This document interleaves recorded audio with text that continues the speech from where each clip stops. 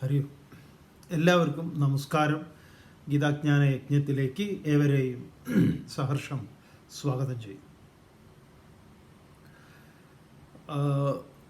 ഭഗവാൻ ഗുണത്രയ വിഭാഗ യോഗം എന്ന 14-ാം അധ്യായത്തിൽ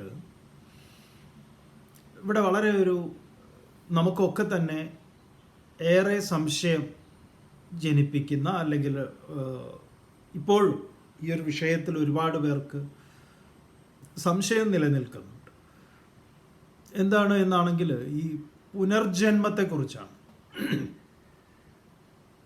ജന്മത്തിന് നിദാനമായിട്ടുള്ളത് എന്തൊക്കെയാണ് എന്നുള്ളതാണ്. എങ്ങനെയാണ് ഗുണങ്ങൾ ജന്മത്തെ നിശ്ചയിക്കുന്നത് എന്നതാണ് ഇവിടെ ഭഗവാൻ പറയുന്നത്. ആദ്യം പറഞ്ഞു, ഇന്ദ്രിയദ്വാരങ്ങളിൽ 9 ഇന്ദ്രിയ കവാടങ്ങളാണ് നമുക്കുള്ളത്. നവദ്വാരേ പുരേ ദേഹി എന്ന് 9 ഗോപുരങ്ങളുള്ള വീട്ടിൻ്റെ ഉള്ളിലാണ് നമ്മൾ താമസിക്കുന്നത്. ഇതൊക്കെ നമ്മൾ പലപ്പോഴായിട്ട് ഓർമ്മപ്പെടുത്തിയിട്ടുള്ളതാണ്.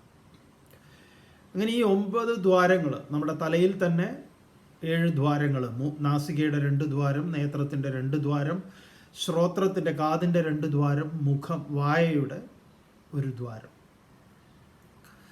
ഇങ്ങനെ 2 വിസർജനേന്ദ്രിയങ്ങൾ. ഇതിലെല്ലാം തന്നെ സാത്വികമായ ജ്ഞാനം എപ്പോൾ പ്രകടമാകുകയും ആ സമയത്ത് ജീവൻ വിട്ടുപോവുകയും, അതായത് നമ്മൾ കഴിഞ്ഞ ക്ലാസ്സിൽ സൂചിപ്പിച്ചിട്ടുള്ളതാണ്, നമുക്ക് കൃത്യമായി മനസ്സിലാക്കാൻ സാധിക്കാത്തത് അങ്ങനെ എവിടെ ഇല്ല എന്നോ അങ്ങനെയുള്ള കാര്യം നമ്മൾ അങ്ങനെ ചിന്തിക്കേണ്ടതില്ല. കാരണം ഇത് ഒരു വളരെ ആഴത്തിൽ ഗവേഷണത്തിനൊക്കെ വിഷയമാക്കേണ്ടുന്ന കാര്യങ്ങളാണ് ഇവിടെ ഗീതയിൽ ഈ ഭാഗങ്ങളിലൊക്കെ പറയുന്നത്.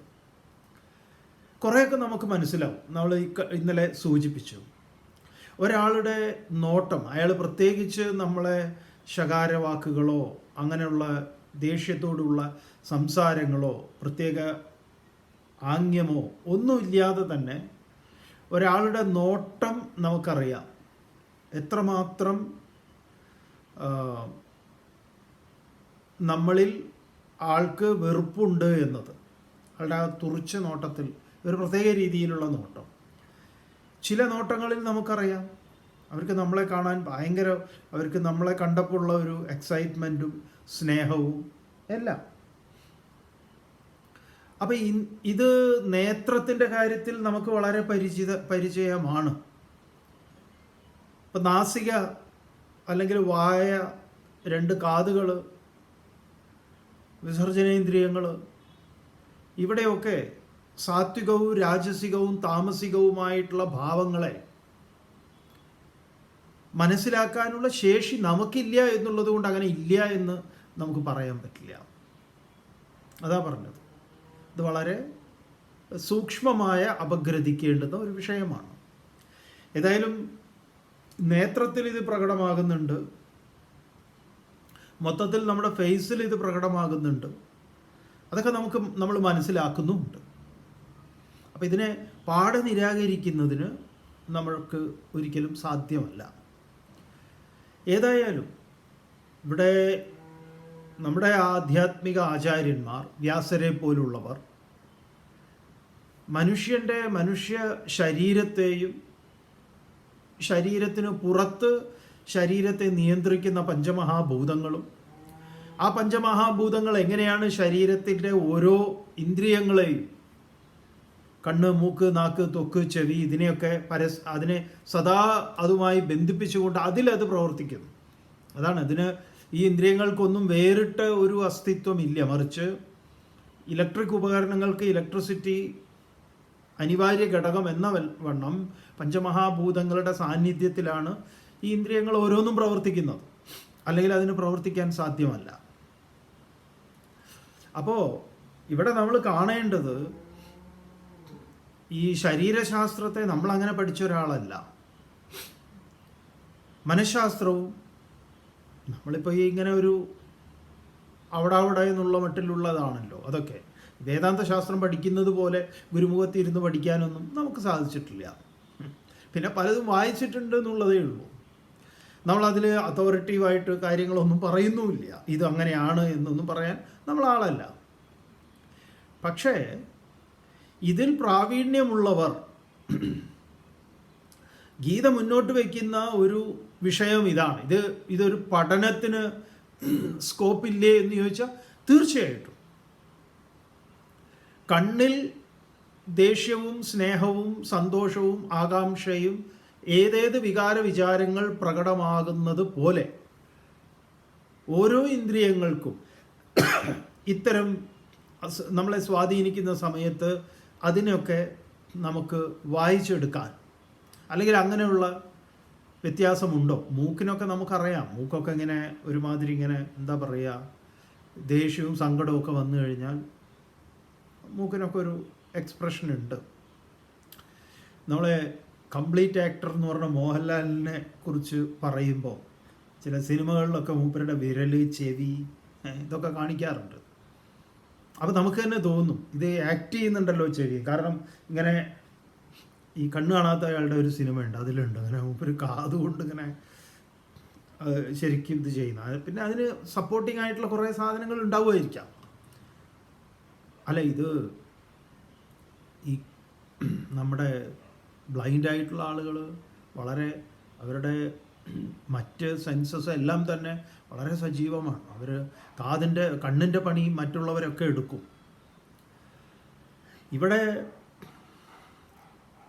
ഇവിടുത്തെ വിഷയം എന്ന് പറയുന്നത് ഈ സത്വരജ തമോ ഗുണങ്ങളെ നമുക്ക് മനസ്സിലാക്കാൻ സാധിക്കുമോ എന്നുള്ളത് ഒന്ന്. പക്ഷേ ആ സത്വരജ തമോ ഗുണങ്ങൾ ഇവിടെയൊക്കെ നിലകൊള്ളുന്നു എന്നുള്ളത് ഒരു വാസ്തവമാണ്. അപ്പോൾ ആ സമയത്ത് അങ്ങനെ സാത്വികമായ ഭാവത്തെ സർവപ്രകാരത്തിലും, അപ്പം ഇവിടെ ഭഗവാൻ പറയുന്നത് ഭാഗികമായിട്ടല്ല. അതാണല്ലോ നമ്മൾ പറയുമ്പോൾ എന്താ പറയുക, ഈ നമ്മളിങ്ങനെ ഒരാൾ ചിരിക്കുകയൊക്കെ ചെയ്യുന്നുണ്ട്, പക്ഷേ അയാളുടെ ഉള്ളിൽ ചിരിയൊന്നുമല്ല, നമ്മളെ തല്ലിക്കൊല്ലാനുള്ള ദേഷ്യവും കാര്യങ്ങളുമാണ്. ഇത് നമുക്കും മനസ്സിലാവും. അപ്പോൾ അതല്ല ഇവിടെ പറയുന്നത്. ഇവിടെ കേവലം ഒരിടം മാത്രമല്ല, സർവദ്വാരേഷു എന്നാണ്, സമ്പൂർണമായിട്ട്. അപ്പം നമ്മൾ സമ്പൂർണമായി സാത്വികമായ ഭാവത്തെ പ്രാപിക്കുക, ഭാഗികമായിട്ടല്ല, സമ്പൂർണമായിട്ട്. അത് വളരെ പ്രധാനമാണ്. നമുക്കിങ്ങനെ എന്താ പറയുക, ഭാഗികമാകാനൊക്കെ സാധിക്കും. ഒരാളൊരു സാധനം തരുമ്പോൾ നമ്മൾ നിരാകരിക്കുന്നത്, നോ പറയുന്നത്, അപ്പോൾ നമ്മൾ നമ്മുടെ മുഖത്തെ ആ നോ പറച്ചിലിൻ്റെത് കൈ എന്താ പറയുക, നമ്മുടെ ബാഹ്യമായ ഇന്ദ്രിയം പ്രവർത്തിക്കുന്നത്, അവർക്കൊന്നും തോന്നണ്ട എന്ന് കരുതി നമ്മൾ അതിന് വേറൊരു കാര്യം ചെയ്യുന്നത്, ഇതൊക്കെ മനസ്സിലാവും. പരസ്പരം അങ്ങോട്ടും ഇങ്ങോട്ടും ഒക്കെ മനസ്സിലാവും. അപ്പോൾ ഇവിടെ പൂർണ്ണമായിട്ടാണ് ഗീത പറയുന്നത്. അതുകൊണ്ടാണ് സർവദ്വാരേഷു എന്ന് പറയുന്നത്, ഭാഗികമായിട്ടല്ല, പൂർണ്ണമായിട്ട്. അങ്ങനെ പൂർണ്ണമായ സാത്വിക ഭാവത്തെ വരിച്ചിരിക്കുന്ന സമയത്ത് ജീവൻ ഉപേക്ഷിക്കുന്ന ഒരാൾ അത്തരം ലോകങ്ങളെ അമലാൻ ലോകാൻ, മാലിന്യരഹിതമാർന്ന ലോകത്തെ പ്രാപിക്കുന്നു എന്ന് പറഞ്ഞു.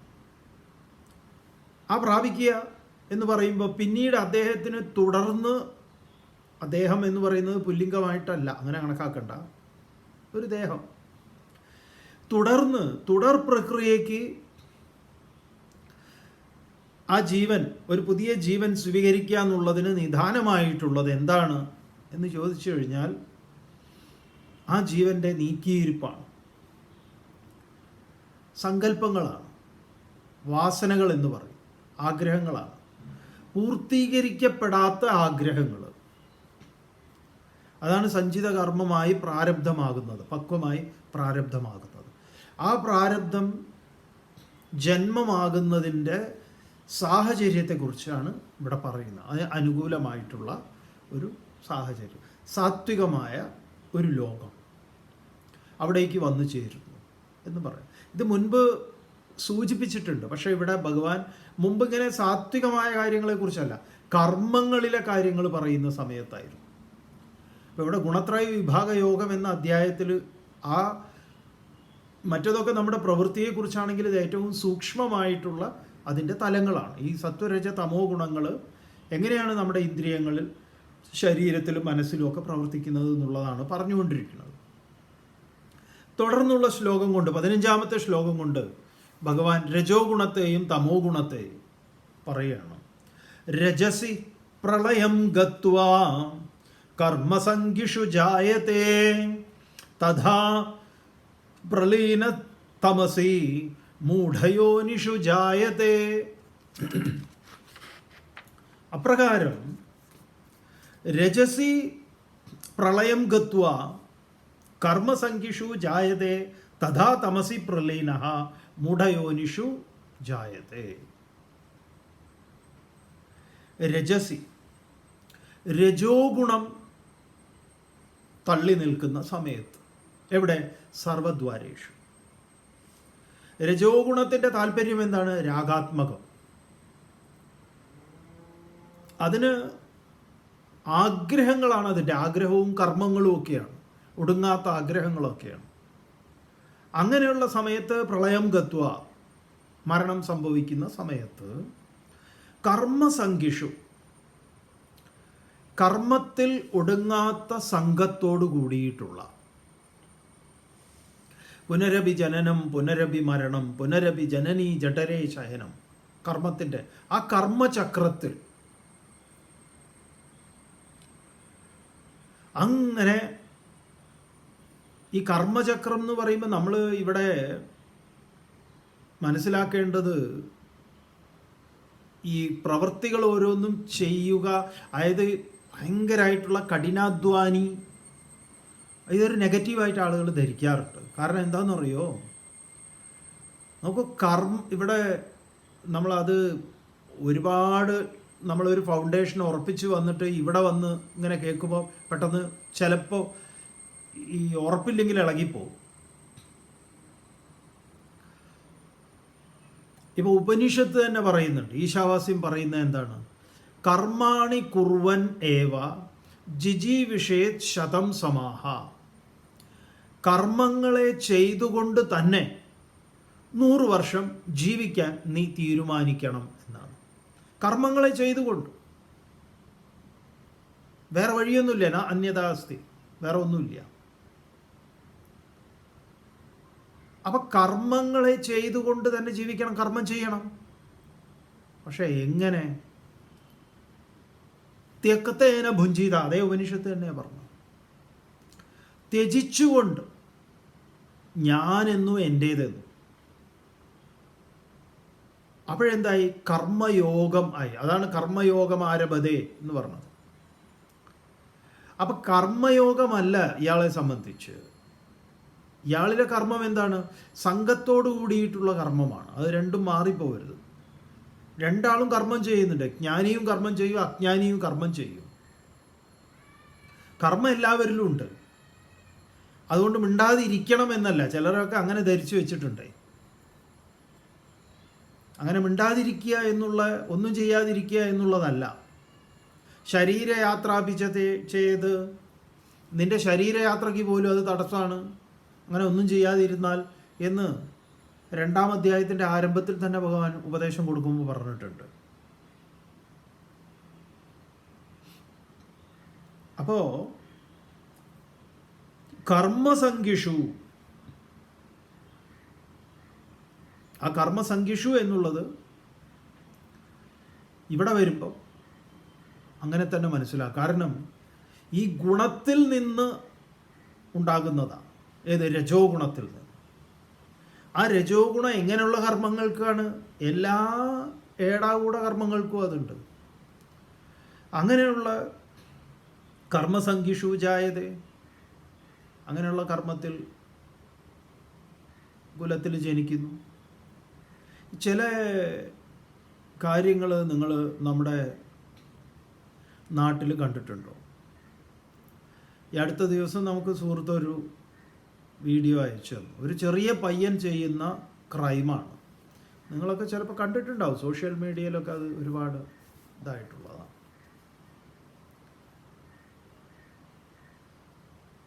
അങ്ങനെ ആളെ കൊല്ലലൊക്കെയാണ് മൂപ്പരുടെ പരിപാടി.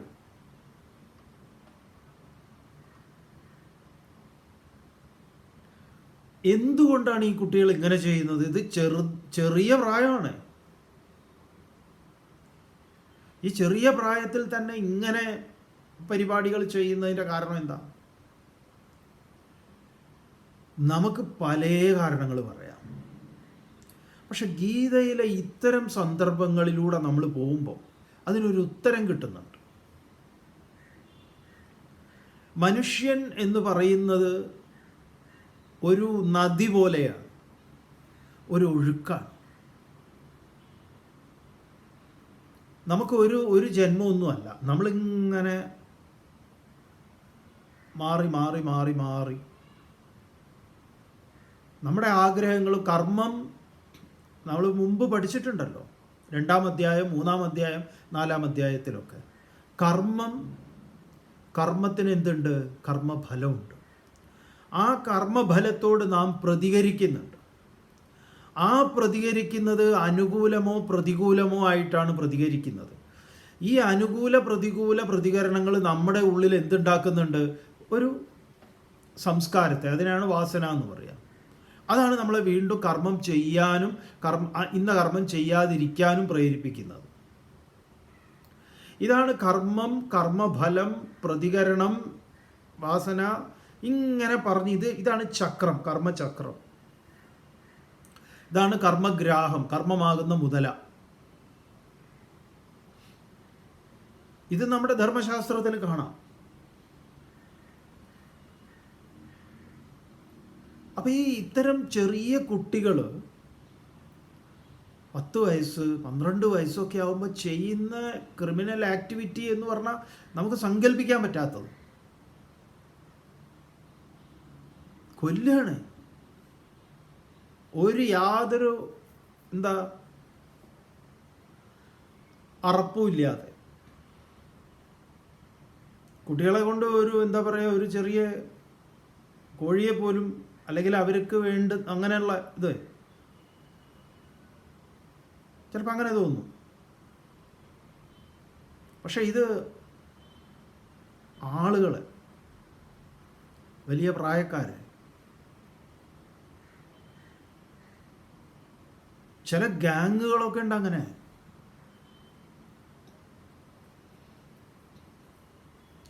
ഈ നമ്മുടെ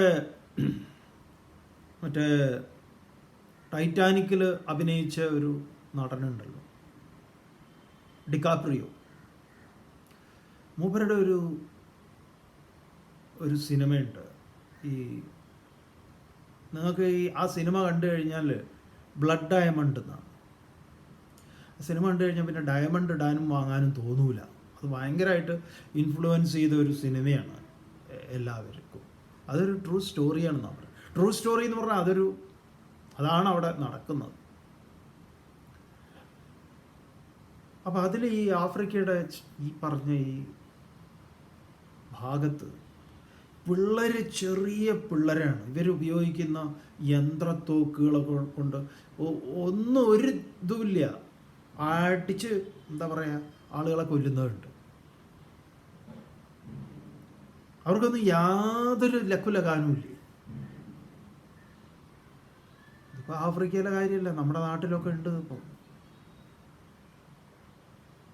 അതിന് പലതുണ്ട്. ലഹരി ഉപയോഗിക്കുന്നുണ്ട്, അതുണ്ട്. ഇതൊന്നും അല്ലാതെ തന്നെ, ഈ ലഹരി ഒന്നും അല്ലാതെ തന്നെ കൊടും ക്രിമിനൽ ആക്ടിവിറ്റിയിലേക്ക് വരുന്നത്. ഇവിടെ അതിനൊരു ഉത്തരമുണ്ട്. ഇവിടെ എന്താ പറയുന്നത്? കർമ്മസംഖിഷു ജായതേ തഥാ തമസി പ്രലീനഃ. അങ്ങനെ തമോ ഗുണം വർദ്ധിച്ചിരിക്കുന്ന സമയത്ത്, തമോ ഗുണം വർദ്ധിച്ചിരിക്കുന്ന സമയത്ത് രജോ ഗുണത്തിൽ കർമ്മം, തഥാ തമസി പ്രലീനഃ. അതുപോലെ തന്നെ തമസിൻ്റെ ആധിക്യത്തിൽ മൂഢയോനിഷു ജായതേ. ഇത്തരം മൂഢയോനികളിൽ പോയി ജനിക്കുന്നു. പറഞ്ഞാൽ അങ്ങനെയാണ്. അത്തരം സാഹചര്യങ്ങളിലേക്ക് അതിന് ഇവൻ അനുകൂലമായ സാഹചര്യത്തിൽ, ഇവനോ ഇവൾക്കോ അനുകൂലമായ സാഹചര്യത്തിൽ ജനിക്കുന്നു. അപ്പം നമ്മുടെ ഈ ഗുണങ്ങൾ, ഇതൊരു വലിയ ചോദ്യം തന്നെയല്ലേ. അർജുനൻ ഈ ചോദ്യം ഉയർത്തിവിട്ടത് 3-ാം അധ്യായത്തിലാണ്. അതകേന പ്രയുക്തോയം പാപം ചരതി. അതിന് ഉത്തരം തന്നെയാണ് ഇതെല്ലാം. ഈ ഗുണങ്ങളാണ് ലോകത്തിലെ ശാന്തിയും സമാധാനവും നിശ്ചയിക്കുന്നത്. ഈ ഗുണങ്ങളുടെ ഭൂരിപക്ഷം ഉള്ളിടത്തൊക്കെ സമാധാനം ഉണ്ടാവും. ഒരു വീട്ടിലാണെങ്കിലും അതെ. അപ്പം ഇത് ശരിക്കും പറഞ്ഞാൽ നമ്മുടെ ഇൻവെസ്റ്റ്മെൻറ്റ് ഇതിലായിരിക്കണം. ഇൻവെസ്റ്റ്മെൻറ്റ് എന്ന് പറഞ്ഞു കഴിഞ്ഞാൽ ഇത്തരം ചിന്തകളെ നമ്മുടെ വിദ്യാഭ്യാസത്തിലും, അതുപോലെ ഈ ഭഗവത്ഗീതയുടെയൊക്കെ പ്രചരണം നമ്മുടെ സാമൂഹ്യക്ഷേമ വകുപ്പ്, സാംസ്കാരിക വകുപ്പ് ഒക്കെ ഏറ്റെടുത്ത് ചെയ്യേണ്ടുന്ന പ്രവൃത്തികളാണ് ഇതൊക്കെ. ഇതൊന്നും മതവുമായി ബന്ധപ്പെട്ടതല്ല ഇത്. നമ്മൾ അത്തരം പഠനങ്ങൾ നമുക്ക് നമ്മുടെ നാട്ടിൽ നടക്കുന്നുണ്ടോ? ഇല്ല. അങ്ങനെ നടക്കുകയാണെങ്കിൽ തന്നെ അതിനൊരു വേറൊരു കളർ വരും. എന്താ കളർ? ഇതാ ഇത് തന്നെ, നമ്മൾ ഇട്ട പായം തന്നെ. പക്ഷെ ഇത് നിങ്ങൾക്ക് തോന്നുന്നില്ലേ ഇത് നടക്കേണ്ടതാണ്? ഈ ഇട്ട കുപ്പായത്തിൻ്റെ കളറുകാർക്ക് ഇതിൽ താല്പര്യമുണ്ടോ? ഇതിലല്ല. അവരുടെ താല്പര്യം ഇതിലല്ല. ഇതിലൂടെ എന്തെങ്കിലും കിട്ടുമെങ്കിൽ അത് അത്രേ ഉള്ളൂ. ഇത് നിങ്ങൾ പഠിക്കണം എന്നുള്ള താല്പര്യമൊന്നുമില്ല. ഇത് ആളുകൾക്ക് താല്പര്യമുണ്ട്, ഇത് നല്ലതാണെന്ന് ആളുകൾക്ക് അഭിപ്രായമുണ്ട്, എന്നാൽ ശരി. ആളുകൾക്ക് താല്പര്യമുള്ളത് എന്തൊക്കെയാണോ അതിലൂടെയൊക്കെ ഞങ്ങളുടെ അധികാരത്തിൻ്റെ വഴികൾ കണ്ടെത്തുക എന്നുള്ളത് രാഷ്ട്രീയത്തിൻ്റെ പൊതുവായിട്ടുള്ളൊരു സമീപനമാണ്. അതിലാരും മോശക്കാരൊന്നുമല്ല. എല്ലാവരും അതിന് മത്സരമാണ്.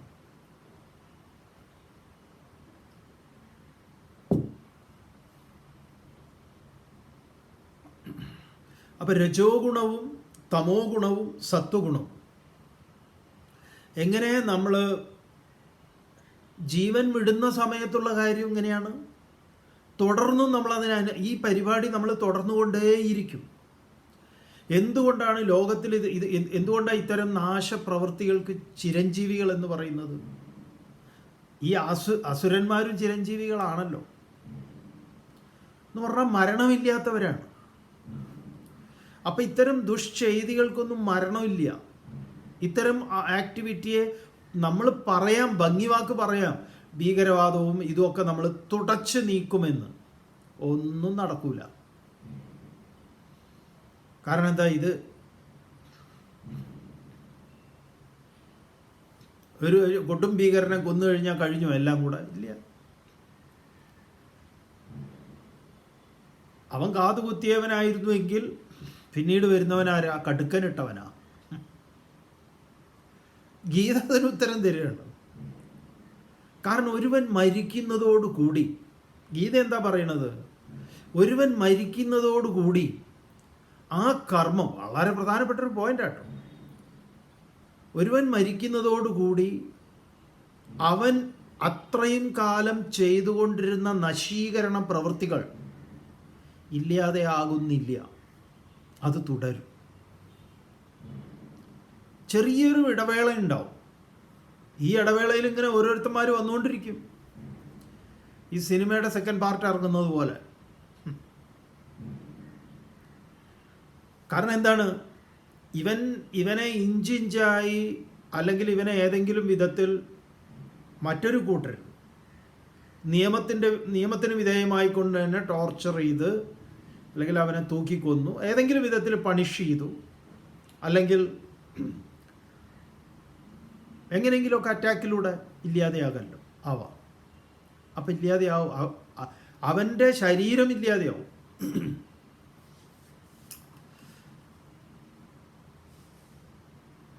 ഇനിയോ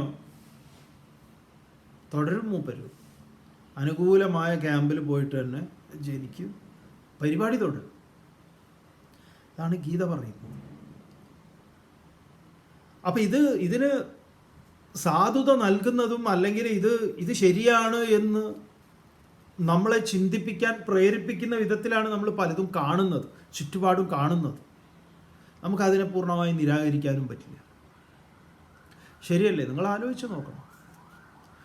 ഇതേ നശീകരണം ഒരു ഭാഗത്ത് നടക്കുന്നുണ്ട്. ഇതേപോലെ തന്നെ ഏറ്റവും ഉദാത്തമായ കർമ്മങ്ങളിലൂടെ നമ്മളെ അത്ഭുതപ്പെടുത്തുന്ന വിധത്തിൽ കർമ്മങ്ങൾ ചെയ്യുന്ന ആളുകളുണ്ട്. അവർക്ക് ഒരുപാട് എന്താ പറയുക, ചെറിയ കുട്ടിയായിരിക്കുമ്പം തന്നെ അവരുടെ ചിന്തകളും കാര്യങ്ങളും എല്ലാം ഒരു വേറിട്ട് ചിന്തിക്കുന്നവർ, അവർ തുടങ്ങി വെച്ച പല കാര്യങ്ങളാണ്. ഇപ്പം ഈ യുദ്ധം നടക്കുകയാണല്ലോ. യുദ്ധം നടക്കുമ്പോൾ നമ്മളെ ഏറ്റവും കൂടുതൽ ഓർക്കുന്നത്, ഏത് യുദ്ധമുഖമാണെങ്കിലും നമ്മൾ ആദ്യം ഓർക്കുക എന്തായിരിക്കും? രണ്ടാം ലോക മഹായുദ്ധത്തിൽ ഹിരോഷിമയിലും നാഗസാക്കിയിലും സംഭവിച്ചത് അല്ലേ? അതിൻ്റെ ഒരു പിറകിലേക്ക് അതിലേക്ക് നമ്മൾ പോയി കഴിഞ്ഞാൽ കാണുന്ന ചരിത്രം എന്താണ്?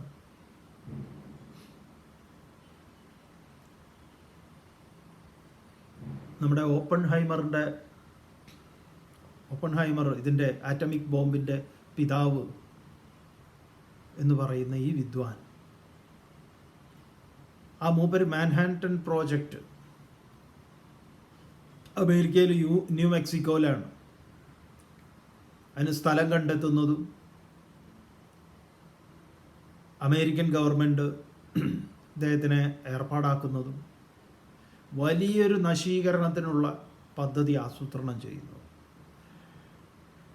ട്രൂ സ്റ്റോറി ആയിട്ട് നിങ്ങൾക്ക് നെറ്റ്ഫ്ലിക്സിൽ അദ്ദേഹത്തിൻ്റെ പേരിൽ തന്നെ ആ സിനിമയുണ്ട്,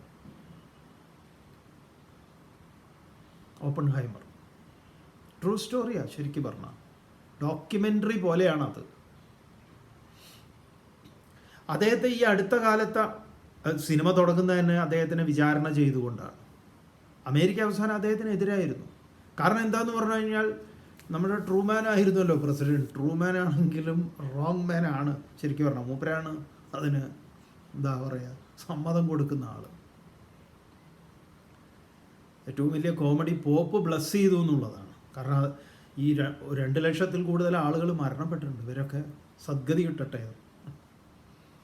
നമുക്ക് ഈ മതത്തിൻ്റെ ഈ രാഷ്ട്രീയത്തിൻ്റെ ഇക്വേഷനിലൊക്കെ ലോകത്ത് നടന്നിട്ടുള്ള ചതിയും വഞ്ചനയും കൊടിയ പാപങ്ങളും ഒന്നും ചെറുതൊന്നുമല്ല. അപ്പം ഇതിൽ ഇദ്ദേഹത്തിൻ്റെ ഉറക്കമില്ലാത്ത രാത്രികളെല്ലാം ആ സിനിമ നിങ്ങൾ കാണണേ. ഈ ഇതിലുണ്ട്, നെറ്റ്ഫ്ലിക്സിലുണ്ട്, OTTയിൽ നെറ്റ്ഫ്ലിക്സിൽ. അതല്ല യൂട്യൂബിൽ കാശ് കൊടുത്താൽ ഡൗൺലോഡ് ചെയ്ത് കാണാം, അങ്ങനെയും പറ്റും. എല്ലാം റിയലാണ്. അയാളുടെ ഓപ്പൺഹൈമറിൻ്റെ ജീവിതത്തിലുള്ള കുടുംബ പ്രശ്നങ്ങളും അദ്ദേഹത്തിൻ്റെ ഗേൾ ഫ്രണ്ട്, ഭാര്യ ഒക്കെ പറയുന്നവർ സൂയിസൈഡ് ചെയ്യുന്നതും തുടങ്ങിയിട്ടുള്ള കുറേ പ്രശ്നങ്ങൾ, സംഘർഷങ്ങൾ, മാനസിക സംഘർഷങ്ങൾ അദ്ദേഹത്തിനുണ്ട്. അവസാനം അമേരിക്കൻ പ്രസിഡന്റ് ഈ വിദ്വാനെ ഇനി എൻ്റെ റൂമിൽ കണ്ടുപോകരുത് എന്ന് പറഞ്ഞിട്ട് കർശനമായ നിർദ്ദേശം കൊടുത്ത അയാളെ പുറത്താക്കുന്നതാണ്. കാരണം എന്താണ്? ഇദ്ദേഹം ഈ നമ്മുടെ ഗീതയിലൊരു ശ്ലോകം മൂപ്പരവിടെ പറയും, സിനിമയിൽ അതൊക്കെ ഉണ്ട്. എന്താണ്? ഭഗവാൻ പറയല്ലോ, ഞാനാണ് ലോകത്തെ നശിപ്പിക്കുന്ന കാലോസ്മി ലോകക്ഷയകൃത് പ്രവൃദ്ധ. ഞാൻ കാലനാകുന്നു, ഈ വിശ്വത്തിൻ്റെ കാലൻ ഞാനാകുന്നു. ദിവിസൂര്യ സഹസ്രസ്യ അതിൻ്റെ എക്സ്പ്ലോഷൻ. ഞാൻ ഇതിൻ്റെ കാലനാകുന്നു. മൂപ്പര് പ്രസിഡന്റിനോടും പറയുന്നുണ്ട്, ഇത് മൂപ്പര് സക്സസ് ആയ അവിടെ പരീക്ഷിക്കുകയാണ്. ന്യൂ മെക്സിക്കോയിൽ ഇത് പരീക്ഷിക്കുന്നുണ്ട്. 10-20 കിലോമീറ്റർ ദൂരെ പോയി ഇരുന്നിട്ടാണ് ഇങ്ങോട്ട് ഇതിനെ ഒരു ബങ്കറിൽ ഇരുന്നിട്ട് നിരീക്ഷിക്കുന്നത്. എല്ലാം സിനിമയിലുണ്ടത്. അപ്പം പറഞ്ഞു വരുന്നത് എന്താ? അദ്ദേഹത്തിന് അവസാനം അദ്ദേഹം മൂപ്പര് ശുദ്ധ സാത്വികനായിട്ടാണ് ജീവൻ വെടിയുന്നത്. അപ്പോൾ മൂപ്പര് പറയുന്നത് എന്താ പറയുക, ഇതിനൊരു നിയമം ഉണ്ടാക്കണം, ഇത് നശീകരണത്തിന്, ആളെ കൊല്ലാനുള്ള നശീകരണത്തിന് ഉപയോഗിക്കാൻ പാടില്ല, അങ്ങനെയൊക്കെ. അപ്പോൾ മൂപ്പരോട് പ്രസിഡന്റ് പറയുന്നത് ഇനി ഉണ്ടാക്കാനാണ് പറയുന്നത്. അവസാനം അദ്ദേഹം നിയമ നടപടിക്ക് വിധേയനാവുകയാണ്. അദ്ദേഹത്തിനെ വിസ്തരിക്കുകയാണ് തേരാപാര അമേരിക്കയ്ക്ക് വേണ്ടി ചെയ്താൽ. കാരണം മൂപ്പരുടെ ചില ബന്ധങ്ങളുണ്ട്. മൂപ്പര് ശരിക്കും പറഞ്ഞാൽ ന്യൂയോർക്കിലാണ് ജനിച്ചതെങ്കിലും കുടിയേറ്റക്കാരനാണ്. എന്താ പറയുക, അദ്ദേഹത്തിൻ്റെ വംശജൻ, ജർമ്മനി ആയിട്ടുള്ള ബന്ധം, പിന്നെ എന്താ പറയുക റഷ്യ ആയിട്ടുള്ള ബന്ധം, ഇങ്ങനെ പല രാജ്യങ്ങളും ഒക്കെ ആയിട്ട് അവിടെ ഇവിടെയൊക്കെ പോയി പഠിക്കുകയും ഒക്കെ ചെയ്തിട്ടുള്ളത് കൊണ്ട് നീൽ ബോറാണ് ഇതിലേക്ക് മൂപ്പർക്ക് ഒരു പുതിയ വെളിച്ചവും ഇതൊക്കെ കാണിക്കുന്നത്. സിനിമയിൽ ഇതുണ്ട്, ഐൻസ്റ്റീൻ ആയിട്ടുള്ള ഒരു കൂടിക്കാഴ്ച, അതൊരു എന്താ പറയുക, അത് അതിൽ അദ്ദേഹത്തിന് താല്പര്യമില്ലാത്ത കുറേ കാര്യങ്ങളൊക്കെ എല്ലാം വരുന്നുണ്ട്. ചരിത്രത്തിൽ നമ്മൾ വായിക്കുന്ന കാര്യങ്ങളൊക്കെ സിനിമയിൽ നന്നായിട്ട് വന്നിട്ടുണ്ട്. അപ്പം ഇതിൽ പറയുന്നൊരു കാര്യം എന്താന്ന് പറഞ്ഞാൽ, ഒരു സമയത്ത് ഇദ്ദേഹം ഇതിൻ്റെ ബുദ്ധിയെ മുഴുവൻ ഉപയോഗിച്ചത് അദ്ദേഹത്തിന് വേണ്ടി അന്തകനാകാൻ വേണ്ടി ജനിച്ച ആളായിരിക്കാം.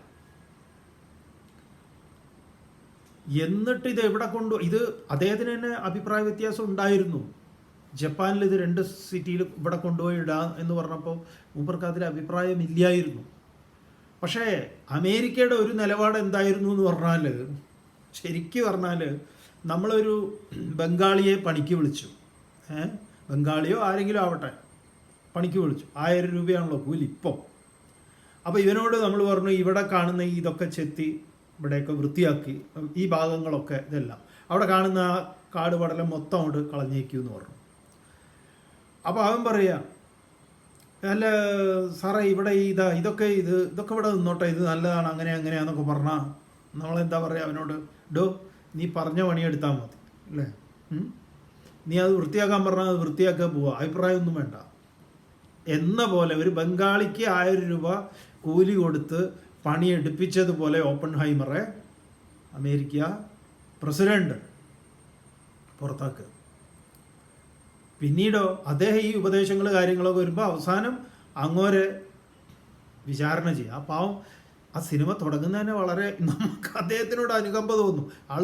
അയാളെക്കുറിച്ച് നമ്മൾ ശാപവാക്കുകളെ കൊണ്ട് അദ്ദേഹത്തെ സ്മരിക്കുക, പക്ഷേ സിനിമ കാണുമ്പോൾ അയാളോട് അനുകമ്പ ഉണ്ടാവും. അയാളെ വിസ്തരിക്കുകയാണ്, കോർട്ട് മാർഷൽ ചെയ്യുക, കോടതിയിൽ അദ്ദേഹത്തിനെ ചോദ്യം ചെയ്യുകയാണ്. ഈ അടുത്ത കാലത്താണ് അതിൽ നിന്നൊക്കെ അദ്ദേഹം അദ്ദേഹത്തിന് ഇതൊക്കെ മരണമൊക്കെ എത്ര കഴിഞ്ഞിട്ടാണ് ഇതെല്ലാം 67 എന്തോ അല്ലേ അദ്ദേഹം മരിക്കുന്നത്, വിടുന്നത്. 47 മറ്റത് സംഭവിക്കുന്നത്, 2ാം ലോക മഹായുദ്ധം. അപ്പം അദ്ദേഹത്തിൻ്റെ അവസാനം ക്യാൻസറൊക്കെ ആയിട്ടുള്ളൊരു പക്ഷേ അദ്ദേഹം ഭയങ്കര അതീവ ദുഃഖിതനും. അവസാന കാലത്ത് കൊടുക്കുന്ന ഇൻ്റർവ്യൂകൾ പത്രക്കാർ അവസാനം ഇങ്ങനെ ഇൻ്റർവ്യൂ കൊടുക്കാതിരിക്കാനുള്ള പണിയൊക്കെ ചെയ്യുന്നുണ്ട്. എല്ലാം അദ്ദേഹത്തിൻ്റെ ഈ റിഗ്രറ്റായിരുന്നു,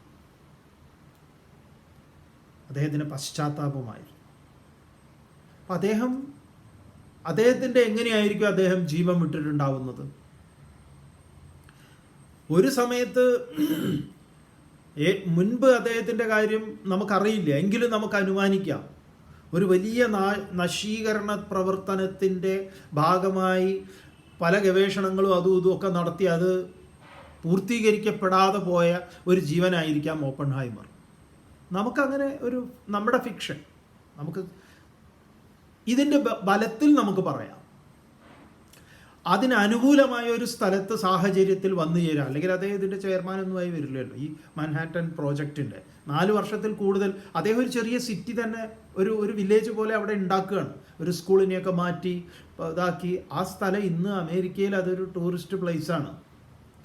ഞങ്ങൾ ഇത്രയും പേരെ ലക്ഷക്കണക്കിന് ആളെ കൊന്ന് ഒരു പ്രോജക്റ്റിൻ്റെ കുറച്ച് നാണവും മാനും വേണം അതൊക്കെ അങ്ങനെ ഒരു ടൂറിസ്റ്റ് പ്ലേസാക്കി വെക്കാൻ. വേറൊരു കാര്യം, അതൊക്കെയുള്ളൂ അവർക്ക് കാണിക്കാൻ. അത് വേറൊരു കാര്യം. അമേരിക്കയുടെ ഒരു ഭാഗത്ത് അമേരിക്ക വളരെ എന്താ പറയുക, ഒരുപാട് നമുക്ക് വലിയ ഇഷ്ടമുള്ള ഒരു രാജ്യമാണ്. പക്ഷെ അവരുടെ ഈ അമേരിക്കൻ പോളിസി, അമേരിക്കയുടെ ചെയ്തികൾ, അതൊന്നും നമുക്ക് അംഗീകരിക്കാൻ പറ്റില്ല. ലോകത്ത് അവരുണ്ടാക്കിയിട്ടുള്ള കുഴപ്പങ്ങൾ അവിടെ എല്ലാം ഓക്കെയാണ് എന്ന് പറയാം നമുക്ക് തൽക്കാലം. അപ്പം ഇദ്ദേഹം എങ്ങനെയാണ് ദേഹം ഉപേക്ഷിച്ചിട്ടുണ്ടാവുക? അപ്പം അദ്ദേഹത്തിൻ്റെ അവസാന സമയം ഇതെങ്ങനെ ഏറ്റവും കൂടുതൽ സർഗാത്മകമായി ഈ കണ്ടെത്തലിനെ ഉപയോഗിക്കാമായിരുന്നു എനിക്ക്, അത് ഞാൻ ചെയ്തില്ലല്ലോ, അങ്ങനെയൊക്കെയുള്ള വല്ലാത്തൊരു വേദനയോട് കൂടിയിട്ടുള്ള ഒരു യാത്രയാണ് ആയിരിക്കാം. കാരണം അവസാനം അദ്ദേഹം അങ്ങനെയാണ്. അപ്പം ഇനിയുള്ള ജന്മം എന്തായിരിക്കും? ലോകത്തിന് ഗുണപരമായിട്ടുള്ള കണ്ടെത്തലുകളുടെയൊക്കെ ഒരു കാരണക്കാരനായിട്ടായിരിക്കാം. ഇപ്പോൾ ഉണ്ടല്ലോ അങ്ങനെ കുറേ ആളുകളൊക്കെ പല പല രോഗങ്ങളെ ഉന്മൂലനം ചെയ്യുന്നതിൻ്റെ പെൻസുലിൻ പോലെ, അതൊക്കെ ആ കാലത്ത് തന്നെ പലതും, പല മരുന്നുകളുടെയും പല ഉപകാരങ്ങൾ, മനുഷ്യന് ഉപകാരപ്പെടുന്ന പലതിൻ്റെ കണ്ടെത്തലുകളുടെയൊക്കെ ഭാഗമായിട്ട് തുടരുമായിരിക്കാം. അപ്പം ഇവിടെ ഗീത പറയുന്നത് സർഗാത്മകങ്ങളായിട്ടുള്ള കർമ്മങ്ങൾക്ക് പിറകിൽ ചിലതുണ്ട്, നശീകരണങ്ങൾക്കുമുണ്ട്. ഇതെല്ലാം നിശ്ചയിക്കുന്നത് ഗുണങ്ങളാണ് എന്നാണ്. അതാണ് ഗാന്ധിജി ഭഗവത്ഗീത അത്ഭുതത്തോടു കൂടി കാണുന്നത്. ലോകത്തിൻ്റെ നാശവും ലോകത്തിൻ്റെ ഉത്കർഷവും ഞാനിതിൽ കാണുന്നു എന്നാണ്. അതെങ്ങനെ? വ്യക്തിയുടെ ഉത്കർഷത്തിലും വ്യക്തിയുടെ നാശത്തിലും തന്നെയാണ് അത്. ശരിയാണത്. ഇപ്പം ഈ ഗീതയുടെ ഏറ്റവും ഫൗണ്ടേഷനായിട്ടുള്ള ഒരു ശ്ലോകമാണ്. നമുക്ക് പലപ്പോഴും തോന്നാറുണ്ട് ധ്യായതോ വിഷയാൻ പുംസഹ എന്നുള്ളത്. അതിപ്പോൾ ഓപ്പൺഹൈമറുടെ കാര്യത്തിലും അയാൾ അതിനെ തന്നെയാണ് ധ്യാനിച്ചിട്ടുള്ളതേ. ആദ്യം മൂപ്പര് പലരോടും പറയുന്നുണ്ട് ഉഗ്രശേഷിയുള്ള എങ്ങനെയാണ് ആറ്റത്തെ വിഘടിപ്പിച്ചു കഴിഞ്ഞാൽ ഉണ്ടാക്കുന്ന, അതിൽ തന്നെ ആ പ്രോജക്റ്റിൽ തന്നെ പലർക്കും പല വിയോജിപ്പുകളൊക്കെ ആയിട്ട് പിണങ്ങി പോകുന്നവരുണ്ട്. അങ്ങനെ നല്ല രസമായിട്ടുള്ളൊരു സിനിമയാണ്, വളരെ ദൈർഘ്യമേറിയ ഒരു സിനിമയാണ്, കാണണം നിങ്ങളത്.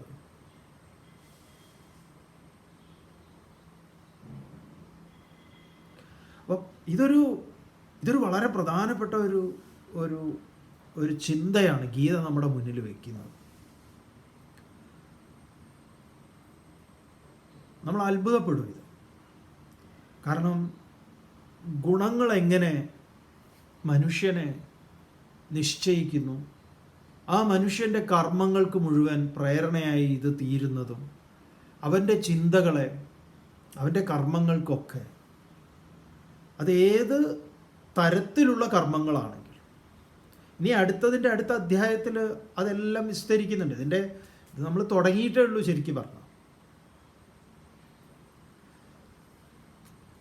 തുടർന്ന് ഭഗവാൻ പറയുന്നു, കർമ്മണ സുഹൃദസ്യാഹു സാത്വികം നിർമ്മലം ഫലം രജസസ്തു ഫലം ദുഃഖം അജ്ഞാനം തമസഫലം. നോക്കൂ, ഈ മൂന്ന് കർമ്മങ്ങളുടെയും ഫലം എന്താണ്?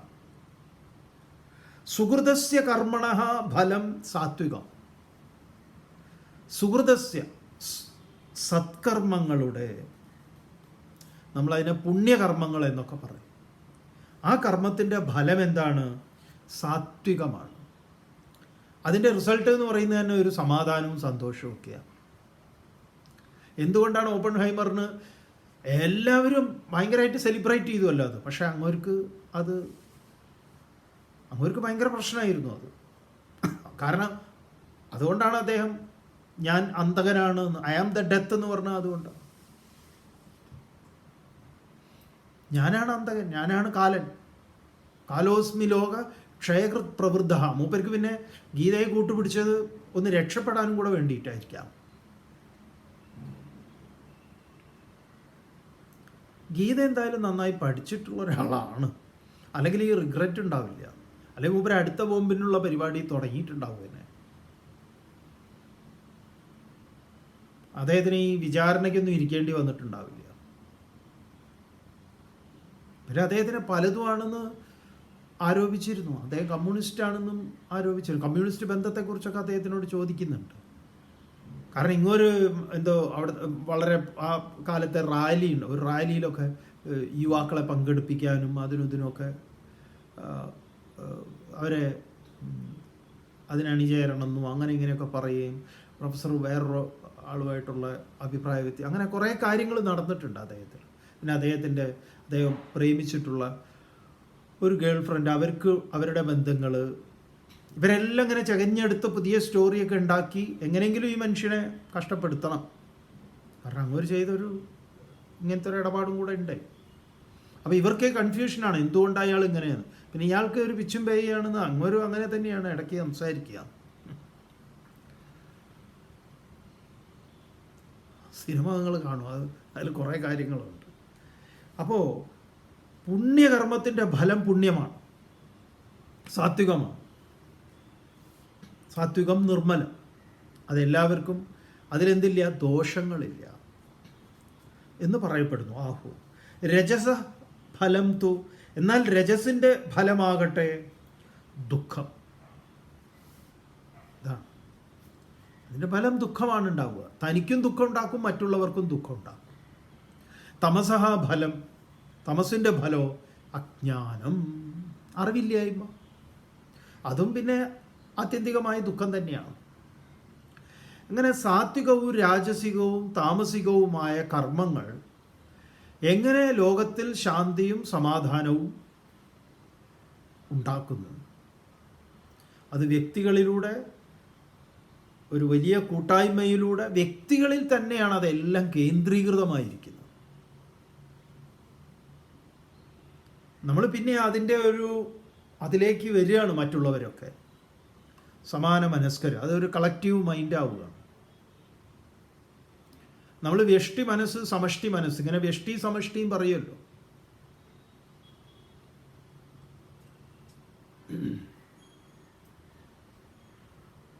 നമുക്ക് നോക്കാം ബാക്കി ഭാഗം നാളെ.